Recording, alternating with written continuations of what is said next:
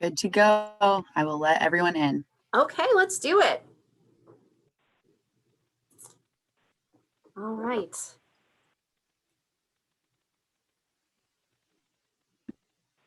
Could you get on mute? All right, welcome everyone. So wonderful to see all these faces to our Congressional Award at Home community. We welcome you. Thank you for joining us today for the Florida 18th District ceremony presented by Florida Power and Light. It is an honor to be here with Congressman Brian Mast, as well as our special guests to honor all of our outstanding young people today. My name is Erica Heyse. I serve as the Executive Director of the Congressional Award Foundation. And today we are recognizing 89 young people from Florida's 18th Congressional District. This is our most active congressional district in the country, and we are just so delighted to be hosting this annual event. We have some wonderful people joining us today. To help us recognize these students, of course, we have the congressman. We also have board members, partners, friends. We have some of our Congressional Award ambassadors. And of course, we have our parents, our mentors, and our advisors joining us today. So we welcome all of you. I do want to just take a moment to recognize our longtime advisor and our friend, former board member, Lynn Lyons, for her efforts. She has mentored many students through the Congressional Award process and journey, and she is joining us here today as well. Hello to Lynn.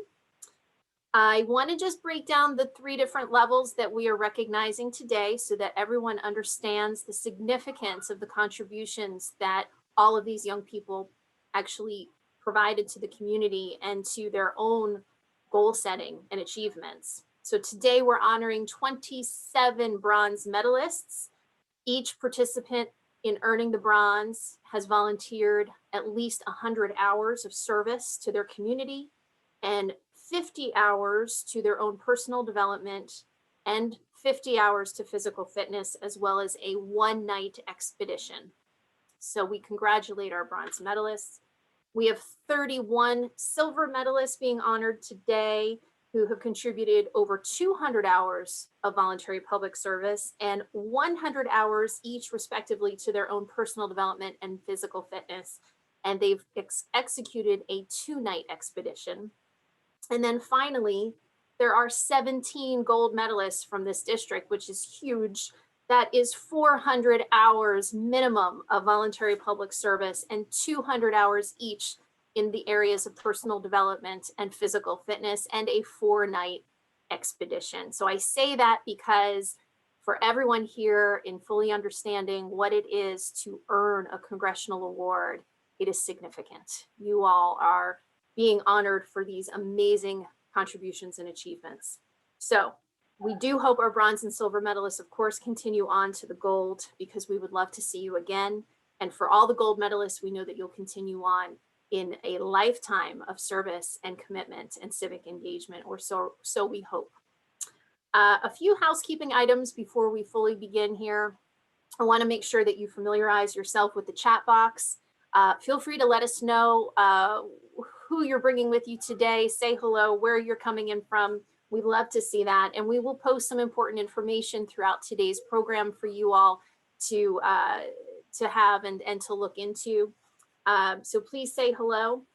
All of our students, we encourage you to put your cameras on if at all possible, because we do want to see you and we want to speak with you today. There will be an opportunity for you to share your experiences with us. We want to learn what you've done to earn the award. Under normal circumstances, you would be walking across a stage and we would be bestowing a medal upon your neck, but we can't do that today. So we do want to hear from you and we do want to see you. Our conversation will be recorded and shared with everyone after the conclusion of the ceremony. And of course, for all the students who couldn't join us today, they'll have an opportunity to view this. Once our speaking program concludes, we will move to a question and answer segment of this program. So thank you to the students for all the wonderful questions that you've submitted. We're really excited to be able to learn a little bit more about the Congressman, because I think that's going to be a lot of fun. And we do have a few students who have offered to participate and ask questions on today's program. Okay, so we are very excited to get started. Again, want to thank all of our partners, but I especially want to thank Florida Power and Light, who have sponsored this ceremony for the past several years. They're the ones that really make this possible as a private-public partnership. So without further ado, I would like to kick things off today by introducing Senior External Affairs Manager of Florida Power and Light, Sophia Eccleston. Thanks, Erica. Good evening, everyone. Again, my name is Sophia Eccleston, and I'm here on behalf of Florida Power and Light Company, who is a sponsor of this event. Florida Power and Light has been a longtime supporter of the Congressional Award program here in Florida. I'd like to thank all our guests who are joining us today. What a wonderful honor it is to be among so many inspiring young people. Welcome, Congressional Award medalists, families, and friends. This is our first virtual ceremony in Florida, and we'd like to extend our appreciation to Congressman Mast for being here today. Your involvement in this program means that we will have the foundation to continue our success for many more years to come.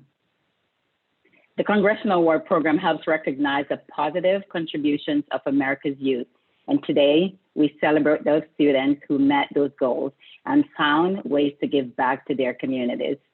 I congratulate each of you for your achievements. You all have contributed to the betterment of Florida in such a positive and inspiring way.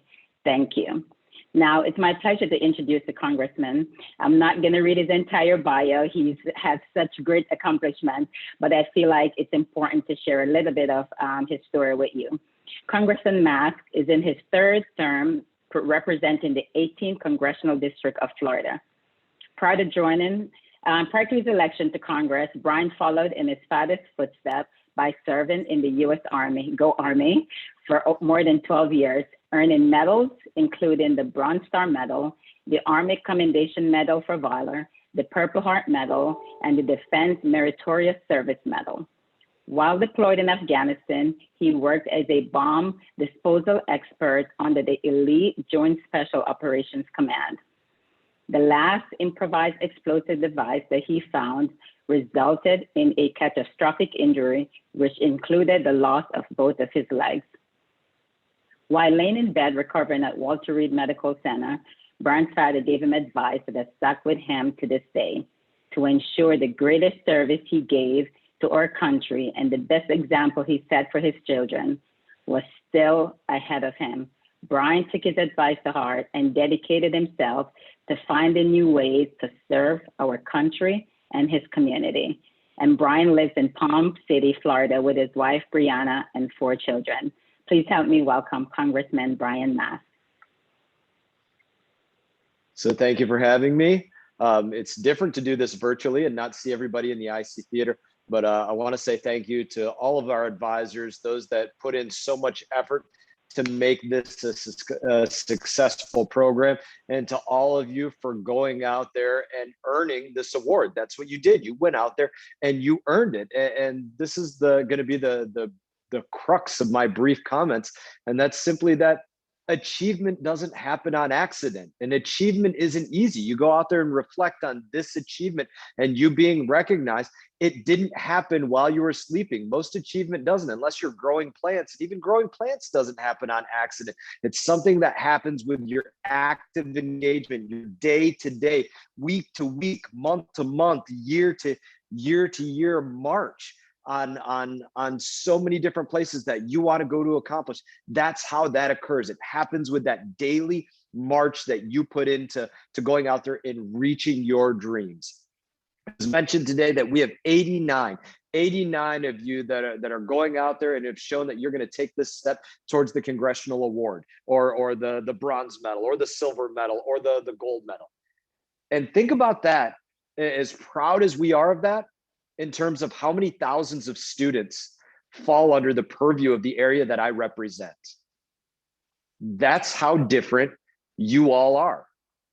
You're 89 of the, not just thousands, the tens of thousands of students your age that said, I'm going to take my time to do this. I'm going to take my effort, my brain power to go out there and do something that not everybody else is going to go out there and do. And that's a life lesson for you. That's how you advance in life. That's how you get to where you want to be in life. You go out there and you do the hard work and reach for those dreams that not everybody else is going to go out there and do. And when you do that, you reach achievement.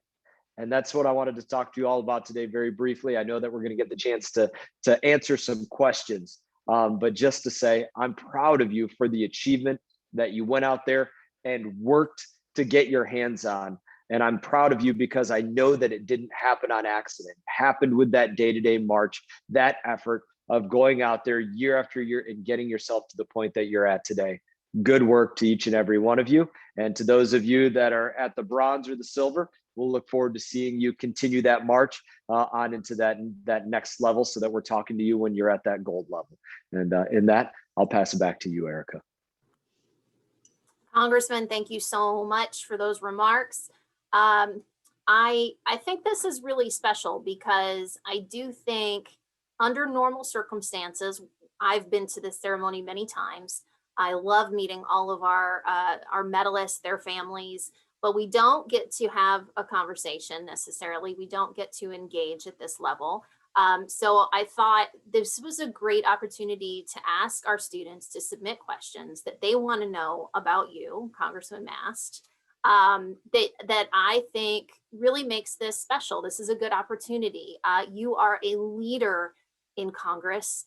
We've had the pleasure of working with you now for the last 3 years, several years. And you know that you've got the most active district in the country.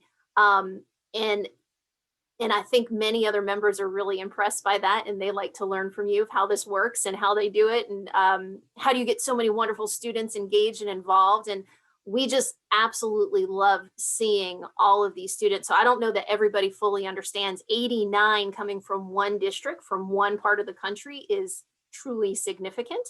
There are states that don't have 89 students that have earned congressional awards, entire states. So I just want to kind of let that sink in for a second of just how significant this is. So there is something in the water there. There are some tremendous teachers, administrators, mentors, people who are really facilitating this program and inspiring students. So I'm going to just start with this, Congressman. Can you share with us what inspires you? Yeah, absolutely. When you look at inspiration, right? Number one, let's just talk about that from a level. I know we have, as part of this, that you have to be involved in physical activity. Think about when you're inspired in a race or a run or a swim or a whatever, right? And you can, I'd like to think that you can see and feel it. You see somebody out there in front of you that in your mind, you're going to catch them. And each step you're getting a little bit closer. And when you're inspired by something, maybe the hair stands up on the back of your neck, or you know, your energy level increases, but there's a calm inside of you that will come over you at the same time. This inspiration in life, you can't buy it. You can't go out there and steal it. It's something that can only be manifested in this unique moment of life, based upon those circumstances that you're in. And quite often, in my opinion, it always comes from overcoming something difficult, whether it's the person that's 10 steps in front of you that you're going to take before you get to the next person that you overtake on a run, or something else. You find those moments where there's something worth overcoming, and then you invest yourself fully into overcoming that. And whether that's physical or academic or work related, that's what, number one, can create that inspiration in you, because you're working for something that inspires them. And number two, realize that inspiration, it's one of the most contagious things that exists out there. And this is the warning or the encouragement that I would give each and every one of you. You can take it either way. You're going to inspire people every single day, every single one of you. Whether you inspire people for good or bad, that's up to how you live your life each day, and how you treat the people around you, and how you show them how you're going to reach for those dreams or that achievement, or getting over that tough hill. That's going to decide how it is that you inspire the people around you. But one way or another, you will inspire the people that you come in contact with. And hopefully you do it in the positive way and not the other way. That's a great answer. And I think it's so significant to remind all of our students today that people are watching you. There are people younger and older that are paying attention to what you're doing. So you're now setting an example, whether you have younger siblings or whether you have other kids in the community in your neighborhood through maybe your church or friends of your family, or even just from afar that you've never met. They're watching and they're paying attention, they're learning from you. So I remind all of our students to take that seriously. So transitioning now to you, Congressman, you're obviously in a very public role. You decided to run for Congress. What motivated you to do that? And can you just share a little bit about your experience as a member of the House of Representatives? Yeah, you kind of spoke a little bit in the opening remarks to what was the inspiration for me to initially run for office. So if you ask Brian Mast back in 2009 or 10, or back when I was still in the military, what drove me? What was my purpose in life? And I would have told you that my purpose in life was defending my country. I was a bomb technician. I was in our highest level of military special operations, doing work that was very much life or death work, not just for myself. It almost took my life one day, but for those that were around me. And I don't have any regrets about that whatsoever. But what can be very difficult for any one of us, and it doesn't matter our age, is to come across one of those moments in life where we feel we potentially could have lost our purpose in life. If my purpose was defending my country, but I wasn't going to be able to do it in the way that I knew before, going to the battlefield overseas and conducting those operations that I was a part of, I initially was feeling like I had lost my purpose. And the lessons that I learned out of that were simply this: we don't choose all of the challenges that we face in life, but we choose what we do in the face of the challenges that come our way. We get to make those choices. We get to decide whether we quit, whether we curl up, whether we give up, whatever it is, or we get to choose whether we look those challenges in the eye and we hit them back and we take them out and we overcome them in a way that inspires other people and in a way that creates a track record for our own life. Because I would tell this to you all, and I couldn't say it more seriously.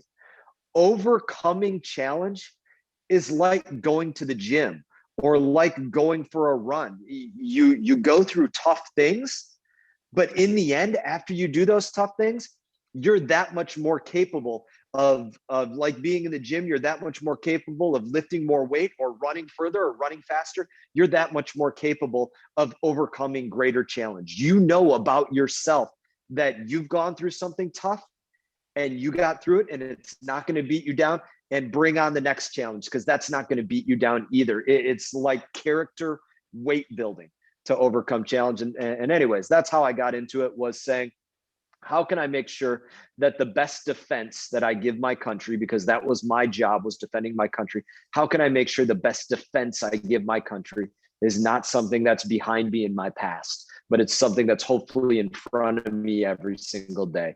And that's what I try to make sure of as a member of Congress, is that the defense that I give this country, the best of it, is still in front of me every single day. And you all got to have a reason to wake up every day as well. There's somebody that gave a great speech about, having a reason to wake up and make your bed and waking up with a purpose, right? You got to do that. You got to have that purpose every single day.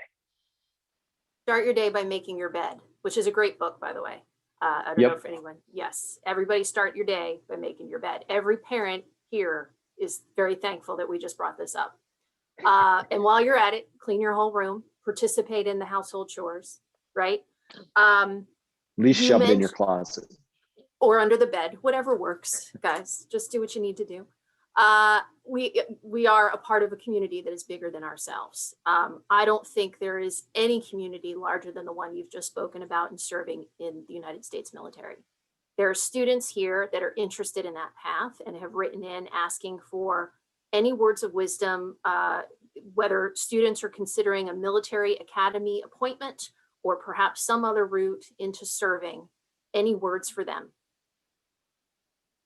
I've got a heck of a lot of words for you if you're considering serving or requesting to be into one of our military academies. I'm going to start with just my service and saying it this way. Maybe you could be discouraged by the fact that I got injured or have some worries. It'd be unnatural not to think about the hazards that are associated with military service because they're real. It would be naive to not think about those things. But here's what I would say to you, and it's important. It's probably going to be the most important thing that I think I say to you today.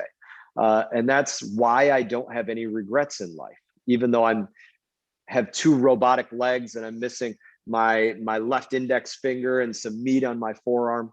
The reason I don't have regrets is because I was serving something bigger than myself. I was serving my country. And even more specifically than that, I was serving my brothers to my left and right in combat, which I would have given my life for them. And some of them gave their lives for me. And I like to think that their families know that they had no regrets in their service as well. It's because we chose to serve something bigger than ourselves. That's all the difference in the world. And that doesn't have to be in the military. You can do it, find bigger things to serve than yourself in 100 different places in this country and in this world, even more than that. But when you do that, it doesn't matter what it costs you. You come away without any regrets. You come away with purpose. And just to put a fine point on it, if I lost 2 legs driving my motorcycle drunk down the highway, that would be something that would be very difficult to live with. I lost 2 legs serving my country, and it's not difficult at all. The why matters in life, and you got to find the appropriate why for yourself. Now, to go on for encouragement of the military and not just about the why and not having regrets. Number 1, if you want to go to one of our service academies, and you'll be looking for me for a recommendation for that, I take that extremely seriously, because if you're asking to go to a service academy, you are asking not just to go into the military, but to be a leader of others. If you graduate an academy, you are an officer and you are now a leader of others in a life and death, potentially a line of work. So my expectation is physical fitness. It's great volunteer work. It's great academics. It's a great no quit attitude that has teamwork intertwined all through it, that you're willing to give just as much for the people to your left and right that you're willing to put in for your own self, because those are things that make a great leader of others. You have to show us those things when you come out and you assess and select for my recommendation, which is hands down more rigorous than any other members of Congress selection and assessment. We're the only ones that do PT tests and obstacle courses and things like that, just because we want to see how you react to things. Make sure you don't quit, and make sure, even just at a most basic level, I can't tell you how many kids come to us that can't do 50 push-ups, that can't run 2 miles, and that can't do 50 sit-ups or something like that.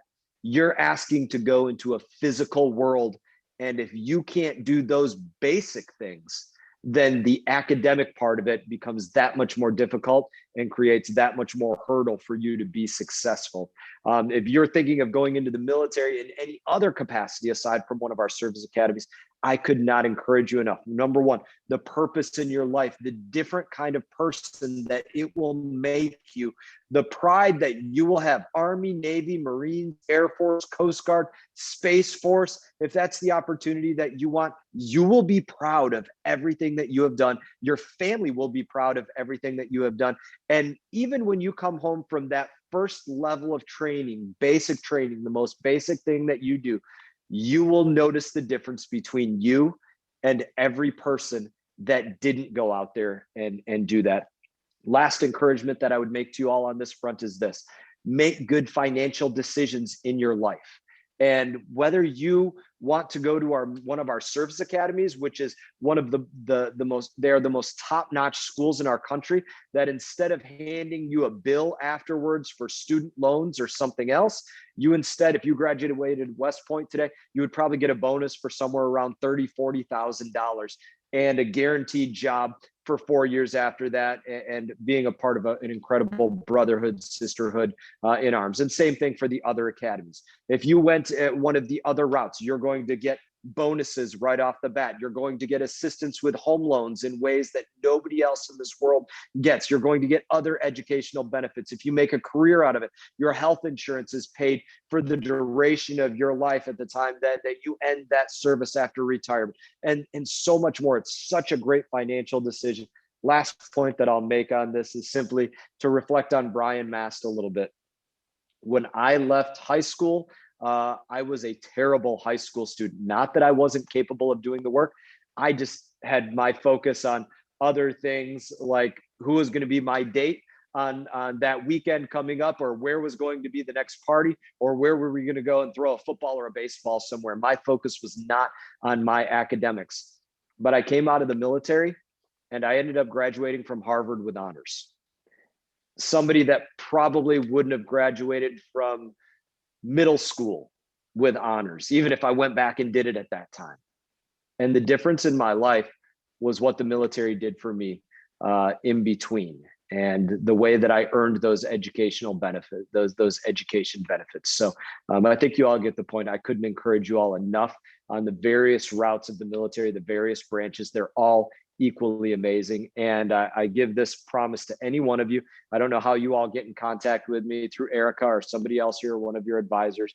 If you all have any questions about the military outside of this, call me. I'll answer your questions. If you need somebody to drive with you and sit with you at the recruiter's office and make sure they're not handing you a load of something, I will go down to the recruiter's office with you. I've done it before for other kids, and I would do it for any one of you in a heartbeat. And I couldn't mean that more seriously. Military is, I believe, that much of an amazing opportunity for each and every one of you. That's incredible.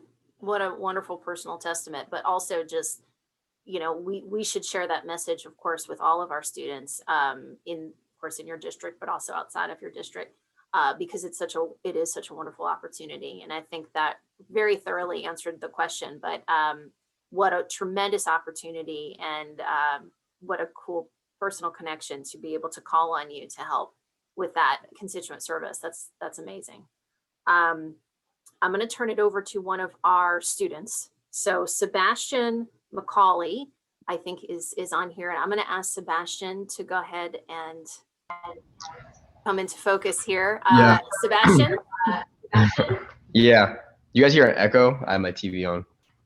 That's okay. Tell us where you live and where you go to school. Sebastian. Say it again. I can't hear you. That's okay. Tell us where you live and where you go to school, and then your question. I'm currently going to Suncoast Community High School, and I'm in Jupiter, Florida. Take it away. Okay, I didn't hear you. Okay. The question I had was basically, as one of the leaders of our country, what's one of the first things you admire, or I guess recognize in any other person? Yeah, I'll give you, and this is an answer that I've given to many people, and it goes to what I think are some of the biggest leadership traits that I've seen. Again, you all know that I'm a military guy, so a lot of that comes from that military background. Number one trait that I look for is people that never ask somebody to do something that they wouldn't do themselves, or they hadn't already done themselves. Has to be a pinnacle trait of leadership. Be willing to be the first one on the ground, the first one out in front, the first one, in that line of fire for whatever the challenge is that you're willing to undertake. That's being a leader, literally. And then after that, make sure that you're the most prepared person to do that role of being a leader. You get to make that decision about whether you're the most prepared person or not, whether you spend your time sitting in front of a TV or working towards your goal, dream, being a leader in whatever facet, exercising your thumbs on some kind of video game, or working on achieving your dream. Unless it's making video games in the future, that's probably not working towards achieving your dreams. Spending time on social media or achieving your dreams. You gotta take the limited time that you have and make yourself into that leader. So number one, don't ask people to do things that you wouldn't do yourself or hadn't already done yourself. Number two, realize that the decisions that you make, they affect the people's lives around you. You're not a bubble. They affect other people's lives. I was a bomb technician. I had to lead the way on the battlefield, but if I made the wrong decision, it could mean other people's lives. Look at life in that kind of way. And then number three, just make sure that you do it for the right reasons. And I'll say this again, I said it earlier, the why in life matters. And even in a conversation, it's more important than telling somebody what you think. Great, you told me what you think. Tell me why you think something. That's the most important thing in conversation. And it's the most important thing in your decisions as well. Why you do it, what created that drive. And so in leading, make sure that you're leading for the right reasons, not just because you want a title, not just because you want some prestige of it, or you want something to put on your chest or something to hang on your wall, but that you're doing it for the right reasons because you care about the cause that you're leading in, because you've worked to develop good ideas that you're leading in, and a host of other things. And those were the things that I'd tell you about leadership. Thank you. Thank you for your service. Thank you. It was mostly fun. Julia Palumbo, I see you there with the guitar behind you. I love that. We're going to turn the next question over to you. Hello, hi, I'm Julia. How are you? Very good. You? I'm good. I'm a sophomore at the University of Florida, and I just wanted to thank you for taking the time to speak with us all today. My question for you is, what is one piece of advice you feel is most important to share? Yeah, and I'm trying not to say things that I said already, but I've given you some of the best ones that I have. And it's, this, remember that the challenges that you face, you don't control all the challenges, but you control what you do in the face of those challenges, whether it's academics, whether it's with relationships, whether it's with work, or anything else. There will be a time that you get put up against it and you control what you do in the face of it. And bear in mind that there are also other challenges that you can seek out. Achievement is usually a challenge that you sought out, whether it's in your rigorous academic work or whether it's in the Peace Corps or something else that you're doing around the world. You name it. That those are challenges that you get to choose, and they can really build you and create a lot about your character. And some of the things that I spoke about on leadership already, and just making sure that you do everything for the correct why. And I like to think this as well. I don't have all the answers in life. I can't tell you how to become a billionaire or a millionaire, or which school in Florida is the best, or which military academy is the best, or what branch to go into, or things like that. The promise that I can make you is something that I said before. If you serve something bigger than yourself, it doesn't matter what it costs you, you will come away without any regrets. That's really the only guarantee that I can make. Thank you so much. That's wonderful advice. I really appreciate it. Thank you for the question. Riley Banker. We have Riley here. Yes, good afternoon, Congressman and Mrs. Heyse. Before I get started, I just wanted to say very quickly, thank you, Congressman Mast, for taking the time out of your day to stand here and just answer some of our questions and interact with us as youth. It's very inspiring to see that our leaders in Congress at the highest level of national government are still willing to engage and to be present and take the time to inspire the next generation. And that's very meaningful to me. My name is Riley Banker, and I'm a high school senior, and I will be attending Liberty University in the fall as a freshman. And my question for you is this: what would you say to a young person interested in pursuing full-time public service in the political arena? Yeah, so that is not something, again, like any achievement, that happens while you sleep. I'll just simply tell you my story of getting into the political arena. One, I was a lifer in the military. I intended to do the military for 20 to 30 years. You all know that I was injured and that cut short. And I talked to you about how I made that decision to move towards a different battlefield, which is a battlefield of words and ideas, and that of the direction of our country in office. When I made that decision, as you're thinking about it right now, being a good member of the military. And this is something that's good for anybody, whatever your goal is, business, a military, public office, you name it. You have to develop for yourself a plan of attack, which is another way of saying you have to be organized. You have to find a way to develop what are your vulnerabilities, what are your strengths, what are the ways that you're going to overcome those vulnerabilities so that they instead become strengths. So I looked at myself reflectively and I said, okay, number one, I'm laying in a hospital bed here and I can't get up and walk or do anything. So number one, I just have to learn to operate new prosthetic legs. After that, I have to prove that I can still be a productive member of society and not just sit on my butt on a couch, even though I could do that and still get a check every single month from the government. I'm not going to do that. I'm going to find a way to go out there and be productive despite whatever it is, and found ways to do that. Went back to work with a number of federal agencies before I went and ultimately became a member of Congress. Beyond that, I said, you know what? I had not completed my degree at that point. I already told you all I was a terrible high school student. I hadn't completed my degree. So I said, number one, I have to go out there and finish my academic work. I got to prove that I can see something to completion and go out there and finish that degree, be educated, be smart. It's not a requirement to be in office, but I wanted people to know that that was something about me, that I could go out there and learn and be educated in ways that mattered to leading our country. And I chose to do that at Harvard. And ultimately, as I said, it achieved graduation with honors there. And after that education as part of my plan, I said, you know what?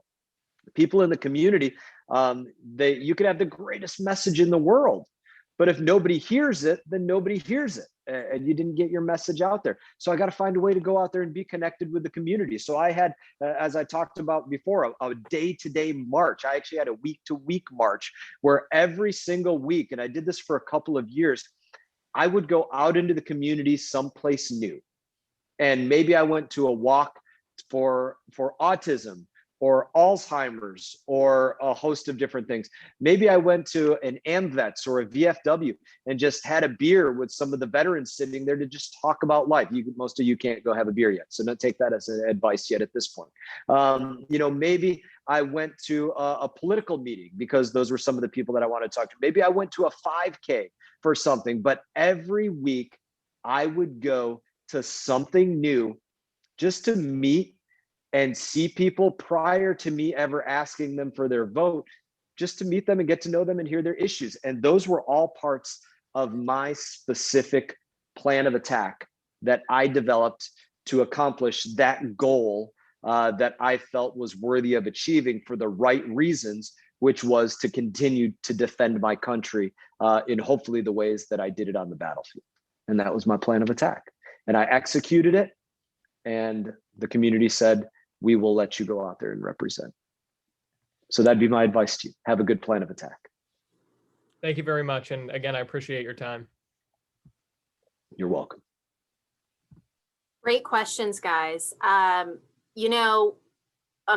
going to move to the segment of the program where we're going to ask our students to share. So if you would like to speak and you have something you'd like to share about your Congressional Award experience, I'm going to ask that you raise your hand in the box. And while you're doing that, I do have just another question for the Congressman that has come up, which is just on goal setting. You talked about having the plan of attack. Our students are pretty well versed in setting goals by now. It's all about goal setting, and with this generation especially, we know that young people are getting accustomed to receiving things over a very short amount of time, getting things immediately. And I always use the example that if you're binge watching your favorite television show, you don't have to wait 1 week till the next one. You can order an Amazon package and get it the same day. You could post something on Instagram and get an immediate like. But we are teaching young people how to work on things over time. And some things can't be rushed. You really have to put in the work to get the result. And sometimes that takes 6 months, sometimes it's a year, sometimes it's 5 years, and it goes on and on and on. So I think that skill set is incredibly important through the Congressional Award Program. So for you, Congressman, any goals for yourself that you have now for your future that you can share with us? So, as a member of Congress right now, a lot of times people ask, oh, do you have a goal of, moving to the Senate or being governor or something else like that? I would be honored to do those things. I can't pretend to you that I have a goal or a plan of attack to do those things in the way that I had a plan of attack to ask to be a member of Congress. My goal right now is to just be the best member of Congress for our community that I can be. And when I say that, what I mean by that literally is I try every single day to swing the bat, per se, as hard as I can for the area and the people that I represent. If somebody needs help with education or with getting in the military, or somebody's parents need help with the Veterans Affairs or the IRS or Social Security Administration, or you name it, to go out there and do every single thing that I can do to help the people in the community that I asked to represent. And that's not to be stagnant in any way. It's to fulfill what I asked to do in hopefully a way that I get to look back on and say, whenever that time is over, I absolutely did every single thing that I can. And that's what you all have to do I'm going to kind of veer off a little bit here from that part of it for me and just go back to it for you all. You all have a book to your life, right? If you opened up the book to your life, it's not done yet, right? It's not even close to done, but you'd read about what you did in middle school and high school, and maybe for some of you in university. And you'd read about driving, a crappy car for a little while that you're probably going to have for a little while yet, and the decisions that you make. And you might have some notes in that book to your life about, again, how you choose to spend that time, where you wrote down a goal in there. But after you wrote down that goal in your book of your life, what did you do afterwards? Did you choose to sit in front of a television or a video game or a social media? Or did you choose to go and fight for that goal? And that's what you got to read in there. And then a couple of years from now, because that goal of mine to become a member of Congress, that was a 5-year execution over that. That's how long it took me to go from A to B in all of those things. Realize that it doesn't happen in a day. The great goals and things that you want to accomplish, they take that kind of time, many of them, to do. And maybe there are things that there's never an end point to. The entrepreneurial businesses that you see yourself starting out there in the world, or the things that you want to go out there and learn. There's never been more opportunity for you to go and do this. And I'll make one other point on this, because I didn't get to really make it in something else, but I think it's an important point to you all. If you're not doing this meeting on your phone, hold up your phone.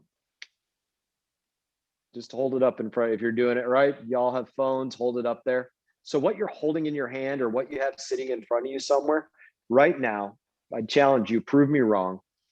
You have access to every bit of information in the history of the world right now, barring that it's not top secret information. You have access to every bit of information in every single language. You could go on YouTube right now and literally learn anything that you wanted, or some other place online, anything that you wanted, from a language to a skill to something else. If you don't know something or haven't learned something, there is only one excuse, and it's what looks back at you in the mirror.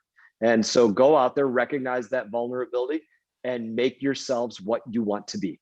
And you won't have any regrets about that either. Great answer. Well, I learned from Senator Mike Enzi, who helped shape this program, that you should always be a beginner at something.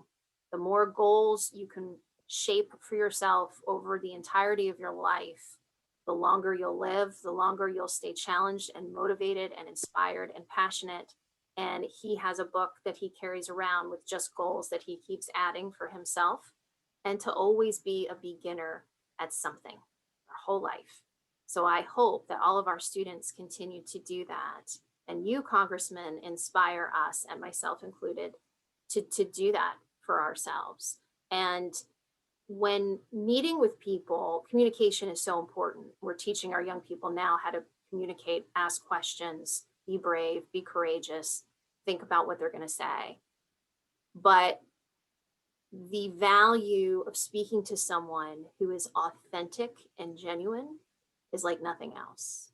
So you, Congressman, in speaking to us, and we have the privilege of your company for this hour, so incredibly authentic that it removes all those barriers between us as constituents and you as a member of Congress, to really empower us to think that we can do that too, or we can do what we have in our hearts, in our minds, whether we are a young person, whether we're a parent like myself, an advisor, a teacher, my staff. That's incredibly powerful. We thank you for that. Truly amazing. Thank you, Erica. And I love your sentiment about always be a beginner at something. I know you're going to go to letting them tell their stories. If you would let me say just one other thing, because you let me touch on it. The flag behind me means something different to many different people. Here's just quickly what it means to me. That for every one of you, and for myself included, that when we wake up under 50 stars and 13 red and white stripes, which is what's behind me, you wake up with opportunity.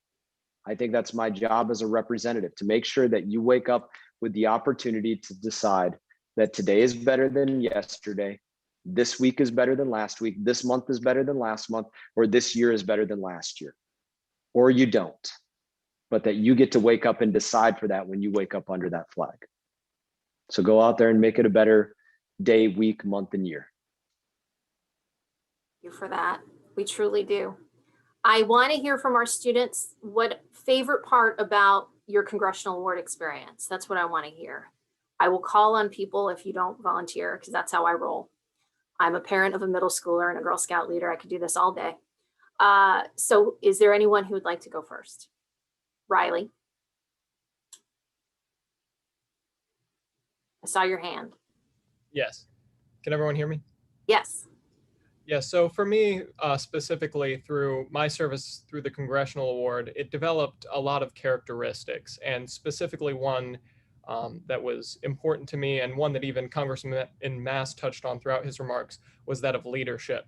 And not just leadership, but servant leadership, because servant leadership is the most powerful form of leadership, because it's leading by example. Like Congressman Mast said, when you're out there, when you are on the ground, when you're doing the things, when you're practicing what you preach, that truly makes what you say all the more impactful. And I believe that's something that the Congressional Award has taught me, and more specifically through my work volunteering at the Els for Autism Foundation. And for those who don't know, the Els for Autism Foundation provides educational and extracurricular activities such as tennis and golf for children and adults affected by autism. And through my service, I was able to help provide a place where those with autism could learn the lessons of sportsmanship, teamwork, and leadership. And these lessons had a major impact on me throughout both my athletic career, academic career, and ultimately my professional career as well. But through my example of committed service, I broke down this barrier and this stigma of to where these children were no longer simply children with autism or children that were affected by a disease. They were simply a peer. They were simply somebody that I could connect with on a personal level. And that connection transcended the barrier of disease. It transcended the barrier of physical limitation, and breaking those barriers and continuing to lead by example within that community allowed me to make a lasting impact on the children that I worked with. And ultimately, those children made a lasting impact on me, because knowing that my service and my example, as enabled by the Congressional Award, could have that type of impact, not just on a room full of people giving a speech, for example, but in the everyday small interactions that I was able to make. That was the experience, and that was the concept that truly changed my life. And that was especially impactful, and will shape everything I do and how I serve and how I live from now through the rest of my life. Riley, you set the bar very high. That's incredible. I have a feeling we're going to see your name on a ballot at some point. But that's amazing. And it's such a great thing that what you told us all is that we as volunteers reap incredible benefit from volunteering. It feels incredible to do it, to give back, to touch lives that way, that we get in some cases more out of it than perhaps the recipient. So thank you, Riley, for sharing with us. Who would And- like to go next? Andie Smith. Hi, Congressman Mast. I just wanted to say thank you and I appreciate your service and everything that you've said so far today. My name is Andie Smith. I'm a junior at the Pine School in Hobe Sound, Florida. I just wanted to say that for the Congressional Award, I volunteered for the Rafe Cochran Golf Classic, which benefited Food for the Poor. And I had the opportunity to go on an expedition to Jamaica. We painted a brand new schoolhouse that the funds built this whole new schoolhouse. And I didn't realize the difference in education in America versus in developing countries. And that experience really motivated me to just talking with the kids, interacting with them, talking to the teachers there, giving them supplies. That really just impacted me. And now I'm hosting my own golf charity event to benefit Charity Water, and it's going to provide clean drinking water in developing nations. So I just wanted to thank the Congressional Award for giving me this opportunity to do that. Love it. Love it. Great That's testimony. incredible. Thank you. That's awesome. All right, who's next? All right. You know, I'll call on you, right? Hunter, tell us your favorite part of the Congressional Award experience. My favorite part most definitely was my expedition. I planned an expedition with my family to go to Yellowstone National Park for a week. And let me just say, the national park is phenomenal. However, when you go, make sure you pack some heavier clothes because we kind of got stuck in 32-degree weather with Florida clothes. So that was amazing. However, the environment and being out there for a week straight really changed my perspective and allowed me to gain a new appreciation for all of our natural resources. And that brought me back to Florida. And I thought, how can I implement what I learned about the environment from Yellowstone and apply that to Florida? Cool. That's a great park. And You if you stayed all on the haven't, path. You stayed on the path though, Hunter, right? That's what we hear, that you have to stay on the path. Yes. find time to go to our national parks. Don't miss it. That's one of those stop and smell the roses in our country. Those don't exist across every place in the world. And if you haven't experienced some of them or made those kind of items that you want to go out there and see, do it. It's definitely worth it. And you have some great ones right there in Florida, just south of your district. Yeah. Who's next? Everglades National Park, right? Go down to Flamingo, enjoy that. Yeah, and you got Biscayne and there's, what is it? The dry, forget the name of it, off the coast of Key West. Tortugas. There you go. Yeah, dry Tortugas. That's right. You've got 3. Okay. Robin Howley. Robin is a gold medalist, so tell us. Yeah, I'd definitely say expeditions was my favorite part. Just planning everything like on my own and then being able to enjoy that. Like I went to a bunch of different places and just being in that environment, you know, a completely different place where everything is controlled by me and my actions and planning was definitely my favorite part. And I look forward to doing it in the future more. Cool. Annabel Roach. Annabel, what's your favorite part? My favorite part was probably volunteering with the Best Buddies program. It was an organization where you help kids with disabilities play soccer, and it was really heartwarming for me to reach out and talk to all the kids, and I really had a special bond with some of the kids. So when I came back next year, they requested to have me again, and I was their volunteer buddy for like 4 years in a row, and so it was really nice for me. That was probably my favorite. That's awesome. That's great. George Schaefer. My favorite part was the expedition because I got to go to South Carolina. Even though it's close to Florida, the culture is totally different. And so my plan, like I got to experience their life and not Florida life, which is pretty cool. What part of South Carolina did you end up in? Charleston. That's beautiful. Very cool. All right, Daniel. I'd say my favorite part of the Congressional Award was I got to volunteer for the West Palm Beach Fishing Club, and they do a camp every year where they teach underprivileged kids how to fish and about our wildlife and environment in the local area. And I always have loved to fish, and I love going on the boat and spending time in nature. So it was really cool for me to like teach other kids something about something that I love. So that was my favorite part. Cool. Alyssa? Hey, Alyssa. Hi. Yeah, first I just wanted to thank you so much for coming to speak with us today, Congressman Mast. It's been a pleasure hearing from you and hearing about your journey and everything.